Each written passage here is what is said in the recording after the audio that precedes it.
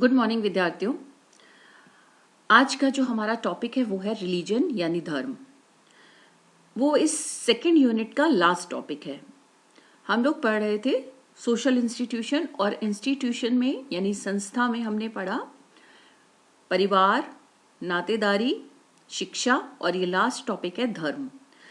यानी परिवार, नातेदारी, शिक्षा और धर्म को हम संस्था में काउंट करते हैं या गिनते हैं। किस तरह से ये संस्था है ये हमने चर्चा की। हम संस्था का टॉपिक भी पढ़ चुके हैं कि नियम, कार्य प्रणाली, मूल्य, विश्वास व्यवस्थाओं का जो समुच्चय या संकलन होता है वो संस्था कहलाता है। तो ये चारों जो टॉपिक आपने यहाँ पढ़े, ये चारों ही नियम, कार्य प्रणाली, मूल्यों का एक संकलन है। ठीक है, चलिए रिलीजन जिस तरह से हमने बाकी के टॉपिक्स भी 2-3 लेक्चर्स में कवर अप किए हैं, क्योंकि ये टॉपिक अपने आप में बड़े हैं, तो हम रिलीजन को भी इसी तरह आगे कवर अप करेंगे। तो आज हम रिलीजन का अर्थ जानने की कोशिश करेंगे, उसको परिभाषित करने की कोशिश करेंगे और उसका रोल क्या है, भूमिका क्या है, इसको समझने का प्रयास करेंगे। आप सबने रिलीजन शब्द सुना है, सुना भी क्या है, आप उसे जीते हैं, है ना। धर्म के बीच में हम जीते हैं, तो धर्म को हम अच्छे से समझते हैं, लेकिन क्या समाजशास्त्रीय अर्थ में धर्म को हम समझते हैं, जानते हैं, इसको हम यहां पर समझने की कोशिश करेंगे। देखिए, अंग्रेजी भाषा के शब्द रिलीजन की उत्पत्ति ग्रीक भाषा के रेलिगेयर शब्द से मानी गई है, जिसका अर्थ होता है एकजुट होना, बाइंड टुगेदर, बंधन, बांधना अथवा एकजुट रहना।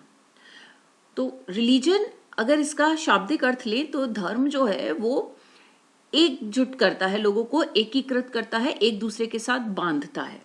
ठीक है, तो अपने आप इस शब्द के अंदर ही है कि एकजुट करना यानी एक दूसरे से बांधना, बाइंड टुगेदर। धर्म जो है हमारा एक लाइफ स्टाइल बन चुका है। तो धर्म लाइफ स्टाइल के रूप में उभरा है, एक जीवन पद्धति के रूप में उभरा है। धर्म की जो उत्पत्ति अगर हम माने तो मनुष्य के उन तमाम अनुत्तरित प्रश्नों और जिज्ञासाओं का उत्तर प्रदान करता है जहां बुद्धि की सीमाएं असफल हो जाती हैं। यानी जहां बुद्धि नहीं सोच पाती है, जिस प्रश्न का उत्तर या जिस जिज्ञासा का उत्तर बुद्धि नहीं दे पाती है या हम सोच नहीं पाते हैं, वहां धर्म उत्तर देता है। ईबी टायलर ऐसे प्रथम मानव शास्त्री थे, फर्स्ट एंथ्रोपोलॉजिस्ट थे, जिन्होंने आत्माओं और प्रेतात्माओं में विश्वास कहकर धर्म को परिभाषित किया। जो सबसे पहली परिभाषा दी वो ईबी टायलर थे, मानव शास्त्री, जिन्होंने आत्माओं और प्रेतात्माओं में विश्वास को धर्म कहा। समाजशास्त्र में देखिए हम इसके 2 अर्थों में समझ सकते हैं। पहला, पारलौकिक सत्ता के प्रति विश्वास व्यवस्था धर्म है, यानी ईश्वर में विश्वास, फेथ इन गॉड। तो पारलौकिक सत्ता जो इस लोक से परे सत्ता है, यानी जो इस लोक से परे यानी इस मानव विश्व के परे जो शक्ति है, पावर है, सत्ता है, उसको हम धर्म कहते हैं। और दूसरा अर्थ है कि देश, काल, परिस्थिति के अनुसार जो मनुष्य के अधिकार और कर्तव्य हैं वो धर्म है। यानी एक तरफ धर्म का अर्थ है ड्यूटी, कर्तव्य, और एक तरफ धर्म का अर्थ है ईश्वर में आस्था, सुपर पावर में आस्था। ठीक है, तो जब हम पहले अर्थ की बात करते हैं कि ईश्वर में विश्वास, वो यूनिवर्सल है, सभी जगह, मतलब मीनिंग तो दोनों के सेम है। जब हम जब मानव की ड्यूटी की बात करते हैं कि मनुष्य की ये ड्यूटी है, पुत्र का धर्म, पुत्री का धर्म, पत्नी का धर्म, पिता का धर्म, माता का धर्म, तो जब हम वहां पर धर्म शब्द इस्तेमाल करते हैं तब उसका मतलब ड्यूटी से होता है कि पुत्र कर्तव्य, पत्नी का कर्तव्य, बहन का कर्तव्य, माँ का, पिता का। तो जब आप वहां धर्म की बात करते हैं किसी स्टेटस के साथ जोड़कर, तब आप क्या करते हैं, किसी परिस्थिति के साथ जोड़कर जब धर्म की बात करते हैं तो वहां हमारा अर्थ कर्तव्य से होता है कि इनकी क्या ड्यूटीज हैं उस परिस्थिति के साथ। लेकिन जब हम धर्म का, रिलीजन का अर्थ ईश्वर में आस्था को लेते हैं, तब वो ये वाला रिलीजन कहलाता है। तो धर्म के 2 अर्थ हो गए, एक ईश्वर में यानी परम पिता में विश्वास रखना, और एक मनुष्य के रूप में जो हमारे कर्तव्य अधिकार हैं उनका निर्वाह करना। समझ में आया? तो धर्म को हम दो अर्थों में समझने का प्रयास करते हैं। एक समाज वैज्ञानिक दृष्टिकोण की हम अगर बात करें तो धर्म को हम इस तरह दो अर्थों में लेते हैं। फिर देखिए कि कुछ समाज वैज्ञानिक या समाजशास्त्री हुए जिन्होंने धर्म को अलग अलग रूप में परिभाषित किया।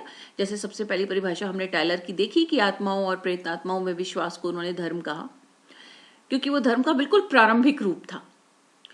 फिर दुर्खीम, एमाइल दुर्खीम, जो कि समाजशास्त्री हैं, उन्होंने अपनी पहली पुस्तक The Elementary Forms of Religious Life में धर्म को टोटम के रूप में देखा। उन्होंने क्या परिभाषित किया कि धर्म विश्वास व्यवस्था एवं व्यवहारों की एकीकृत प्रणाली है, यानी एक यूनिफाइड सिस्टम है जिसमें व्यवहार भी है धर्म से संबंधित और विश्वास भी है, जिसमें कुछ वस्तुओं को पृथक, विशिष्ट और प्रतिबंधित कर दिया जाता है। यानी धर्म ऐसी व्यवहारों की एक ऐसी एकीकृत व्यवस्था है, विश्वास की और व्यवहारों की, जिसमें हम कुछ वस्तुओं को बाकी वस्तुओं से अलग कर देते हैं, उन्हें विशिष्ट मानते हैं और उन्हें प्रतिबंधित कर देते हैं। क्यों कर देते हैं? क्योंकि हम उन्हें पवित्र मानते हैं। इस विश्वास और व्यवहार को स्वीकार करने वाली इकाइयां एक नैतिक समुदाय को उत्पन्न करती हैं। जो मॉरल कम्युनिटी शब्द है या नैतिक समुदाय है, उन्होंने कहा जो एक जैसे विश्वास और व्यवहार स्वीकार करते हैं वो चर्च कहलाते हैं या नैतिक समुदाय कहलाते हैं। यहाँ चर्च का मतलब वो क्रिश्चियन चर्च से नहीं है, जो ईसाई धर्म का की पूजा स्थल है चर्च, उससे नहीं है। सिर्फ इन्होंने नैतिक समुदाय को चर्च की संज्ञा दी, यानी एक जैसे विश्वास और व्यवहार को स्वीकार करने वाले जो लोग हैं उनको उन्होंने कहा ये एक नैतिक समुदाय यानी एक चर्च है, और इन व्यवहारों और विश्वास प्रणालियों के पालन के प्रति वो प्रतिबद्ध होती हैं। समझ में आया? फिर से इसको मैं आपको एक्सप्लेन करने की सरल शब्दों में कोशिश करती हूं कि धर्म क्या है। धर्म में विश्वास है और व्यवहारों की एक प्रणाली है, यानी उनमें कुछ विशिष्ट प्रकार के व्यवहार करते हैं हम और विश्वास करते हैं। किस पर? हम कुछ वस्तुओं को अन्य वस्तुओं से अलग करते हैं, विशिष्ट मानते हैं और उनके प्रति एक विशेष प्रकार का व्यवहार करते हैं। क्यों? क्योंकि उसे आप पवित्र मानते हैं और बाकी वस्तु को आप प्रोफेन यानी सामान्य मानते हैं। जैसे आप मंदिर में प्रवेश करते हैं तो नहा धो के, बाहर चप्पल उतार के, तो आपने क्या किया, वो जो मंदिर है या मूर्तियां हैं उसमें रखी हुई, उनसे आप पृथक और विशिष्ट और प्रतिबंधित व्यवहार करते हैं। इस दिन जाना है, इस दिन नहीं जाना, बिना नहाए धोए उन्हें छूना नहीं है, है ना। कुछ स्पेसिफिक दिन होते हैं जब हम वहां नहीं जाते हैं, तो उनको पृथक, विशिष्ट और प्रतिबंधित मानकर उनके प्रति हम विशिष्ट प्रकार का व्यवहार करते हैं, उनमें विश्वास रखते हैं।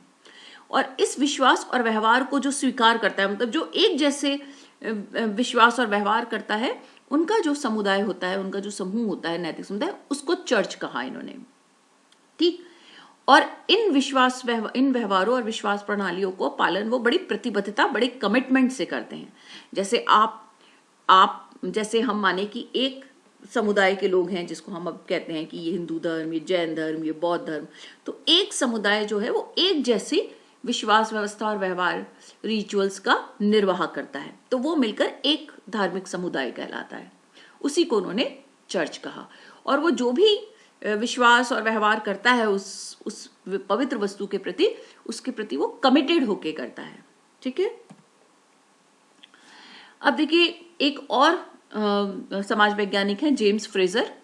इनके अनुसार धर्म मनुष्य से परे श्रेष्ठ शक्तियों में एक विश्वास है, यानी जो धर्म मनुष्य से परे है और मनुष्य से श्रेष्ठ पावर है, उसमें एक विश्वास है धर्म, जो प्रकृति और मानव जीवन को निर्देशित भी करता है और नियंत्रित भी करता है। मानव को ही नहीं, प्रकृति को भी।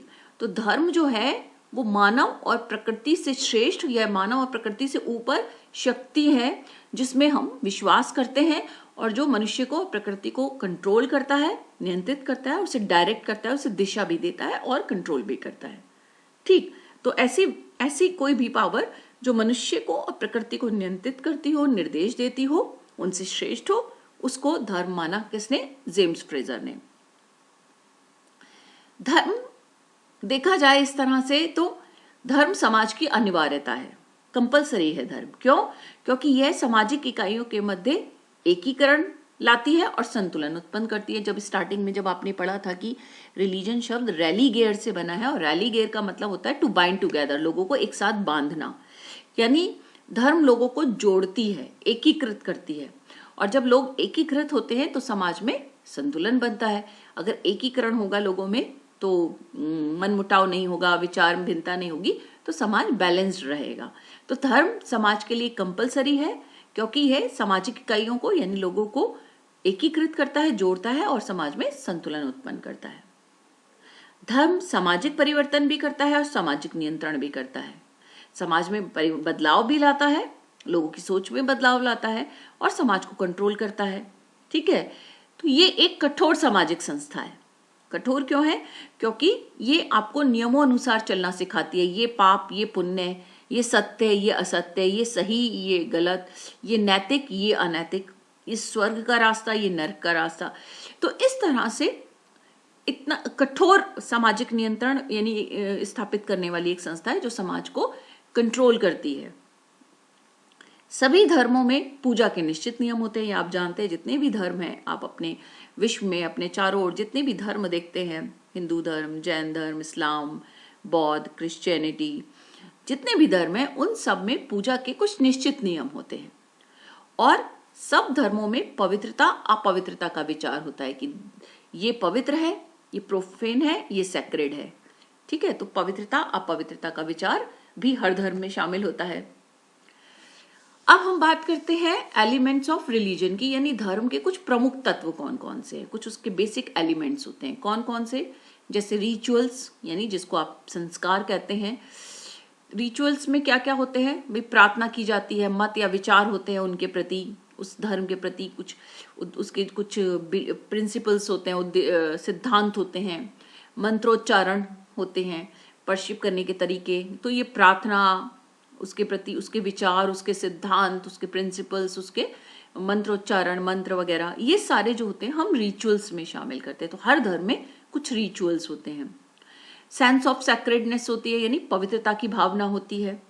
विश्वास व्यवस्था होती है, यानी अमूर्त सत्ता के प्रति जो विश्वास है, सुपर नेचुरल पावर में एक विश्वास होता है कि ये एक पवित्र चीज है, एक पवित्र आत्मा है, एक सुपर नेचुरल पावर है। संगठन होता है, एक ही जैसे धर्म को या एक ही जैसे मत विश्वास रखने वाले लोगों का एक ऑर्गेनाइजेशन, एक संगठन होता है। आपने देखा है कि बहुत सारे धर्म है, तो हर एक धर्म का एक संगठन यानी ऑर्गेनाइजेशन होता है। फिर मोक्ष और मुक्ति का रास्ता माना जाता है धर्म को, कि धर्म का पालन करके हमें साल्वेशन मिलता है, मोक्ष मिलता है या मुक्ति मिलती है। तो धर्म को मेथड ऑफ साल्वेशन कहा जाता है, यानी मुक्ति का जो रास्ता है या मोक्ष जो है। मोक्ष होता क्या है? कहते हैं कि मोक्ष का मतलब है शरीर को छोड़कर ईश्वर में, परम सत्ता में मिल जाना। ये मोक्ष है कि जब मनुष्य अपना शरीर छोड़कर मनुष्य की जो आत्मा होती है वो परमात्मा में विलीन हो जाती है, वो मोक्ष है। तो धर्म का एक उद्देश्य है मनुष्य को मोक्ष दिलाना। तो मेथड ऑफ साल्वेशन भी धर्म है। पूजा स्थल होते हैं, आपने देखा हर धर्म का मंदिर है, मस्जिद है, गुरुद्वारा है, चर्च है। ये विभिन्न धर्मों के कुछ वर्शिप प्लेस होते हैं, यानी पूजा स्थल होते हैं। तो ये सब जो है धर्म के प्रमुख तत्व माने गए हैं, एलिमेंट्स ऑफ रिलीजन में काउंट होते हैं। अब देखिए, धर्म कोई ना कोई रोल प्ले करता है, इसीलिए धर्म का निर्माण किया या धर्म का अस्तित्व आया। तो उसको हम धर्म के प्रकार कहते हैं। फंक्शंस हम पहले भी पढ़ चुके हैं, जब हमने परिवार के, नातेदारी के जो फंक्शंस पढ़े, रोल पढ़े, शिक्षा का फंक्शन पढ़ा। तो फंक्शन का मतलब होता है रोल या भूमिका। तो धर्म क्या भूमिका निभाता है, क्या प्रकार है निभाता है, यहाँ पर ये जानने की कोशिश करते हैं। ये मनुष्य को अलौकिक शक्तियों के प्रति डर से निपटने में मदद करता है। आप जब देखिए, हमें कभी डर लगता है मनुष्य को ऐसी शक्तियों से जो उसे लगता है कि भूत प्रेत हैं या जो उसको नुकसान पहुंचाने वाली हैं, तो धर्म उनसे निपटने में या उनका सामना करने में मदद करता है। ऐसी शक्तियां जिसको आप देख नहीं सकते हैं, तंत्र मंत्र है, नुकसान पहुंचाने वाली शक्तियां हैं, है ना, आत्मा, प्रेत आत्मा, जो भी जितनी भी नकारात्मक शक्तियां हैं इस लोक से परे हैं, उन सब के डर से निपटने में धर्म मनुष्य की मदद करता है। आप देखिए, जब कभी डर लगता है तो हमारे जो बड़े बूढ़े हैं वो क्या कहते हैं कि जब भी कभी डर लगे तो हनुमान चालीसा पढ़ लेना या भगवान का नाम ले लेना। तो इस तरह से धर्म का नाम लेकर या धर्म का सहारा लेकर उन जो अलौकिक शक्तियों के प्रति डर होता है उससे उसका सामना किया जा सकता है। दूसरे, ये व्यक्तियों को जो दर्द है, किसी भी प्रकार का पेन है, भय है, चिंता है, उन सब से भी मुक्ति दिलाता है। जब कभी इंसान बीमार होता है, अस्वस्थ होता है, तो वो ईश्वर को याद करता है कि मुझे इस दर्द से, इस बीमारी से मुक्ति मिल जाए। भय लगता है तो कोई चिंता होती है, तनाव होती है, यानी किसी भी प्रकार के जब वो नकारात्मक इमोशंस का, भावनाओं का सामना कर रहा होता है तो वो ईश्वर को याद करता है। तो धर्म इन सब से भी उसको बचाने में मदद करता है, या उसका दिमाग डाइवर्ट कर देता है, उसका ध्यान डाइवर्ट कर देता है।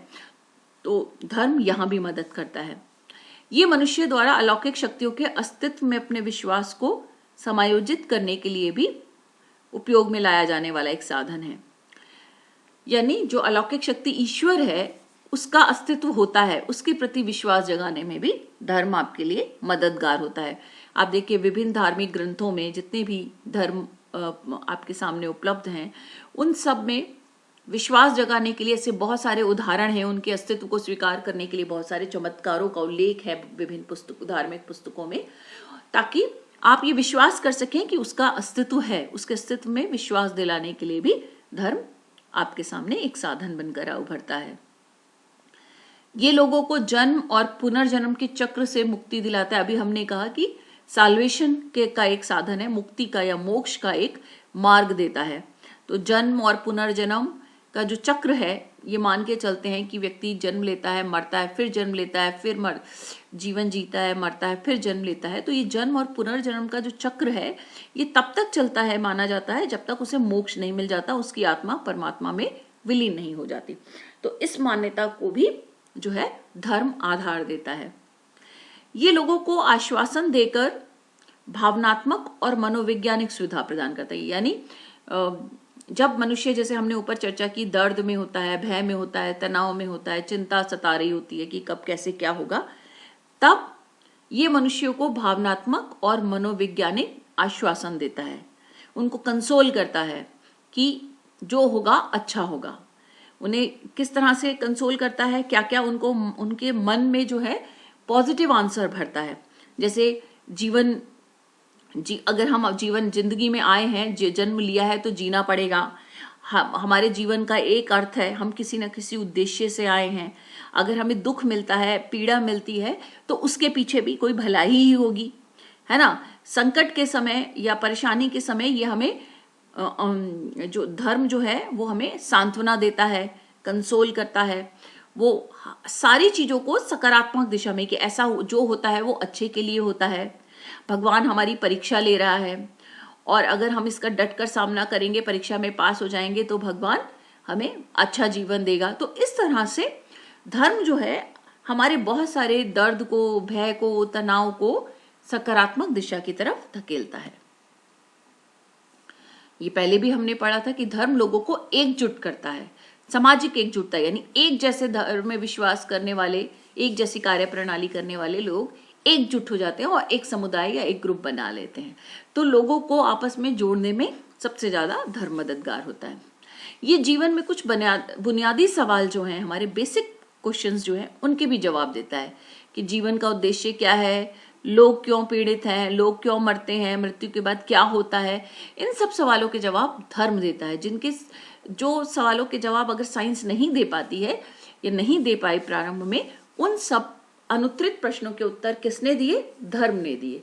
तो जैसे कहा जाता है कि मनुष्य का जन्म जो है किसी न किसी उद्देश्य से हुआ है, तो हर एक व्यक्ति के जीवन का एक उद्देश्य है। हमें जो दर्द मिलता है वो हमारे या तो पूर्व जन्म का है, या हम इस जन्म में हमने कर्म अच्छे नहीं किए तो कर्म करो, है ना। ये सारी चीजें जो हैं, इन सब सवालों के उत्तर, मनुष्य मरने के बाद कहाँ जाता है, कैसे जन्म लेता है, वो सारे सवाल जो हैं, उन सब के उत्तर धर्म देने की कोशिश करता है।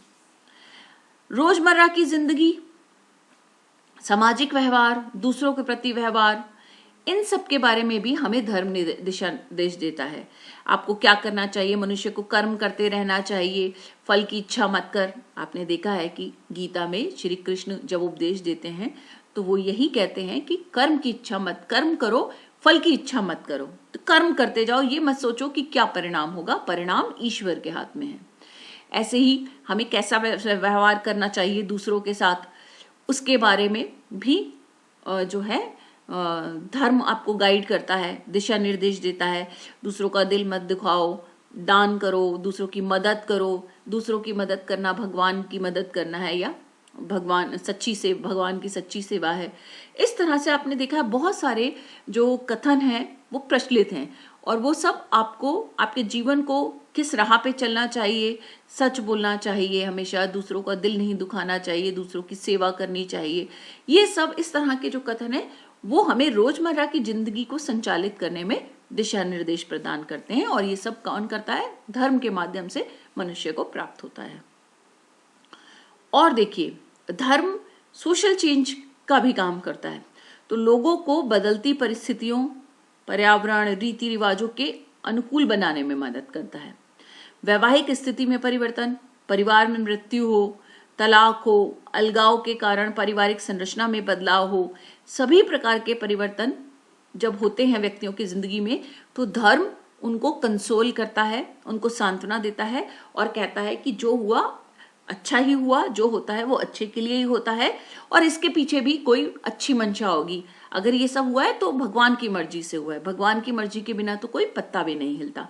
तो लोग जब इन सारे बदलावों को, जो भी उसके साथ बुरा होता है या अच्छा होता है, उन सब के लिए वो ईश्वर को या धर्म को रिस्पॉन्सिबल ठहराता है, तो वो थोड़ा सा उसका मन हल्का हो जाता है, उसकी परेशानी, दुख दर्द कम हो जाती है। उसको लगता है कि इसमें ईश्वर की इच्छा है, और ईश्वर या भगवान या पारलौकिक सत्ता किसी भी इंसान का बुरा नहीं चाहती है। ये इस तरह के जो सांत्वना है उसको मजबूती देती है, मनोवैज्ञानिक आधार देती है, और व्यक्ति अपनी जिंदगी को बहुत सरलता से जी सकता है। तो देखा जाए, धर्म जो है, ये जो हमने भी सब फंक्शंस पढ़े, ये सिद्ध करते हैं कि धर्म मानव जीवन में सकारात्मक भूमिका निभाता है, मनुष्य को जीवन जीने के लिए तैयार करता है, उसकी मानसिक स्थिति को मजबूती प्रदान करता है ताकि वो डटा रहे, हिले नहीं, अडिग रहे। तो ये सारी चीजें जो हैं वो धर्म के कारण होती हैं। ठीक है बच्चों, हमने यहाँ तक जो बात की वो धर्म के अर्थ और उसके पॉजिटिव रोल के बारे में बात की। आगे हम धर्म के बारे में और धर्म की उत्पत्ति के बारे में और भी बातें करेंगे। थैंक यू बच्चों।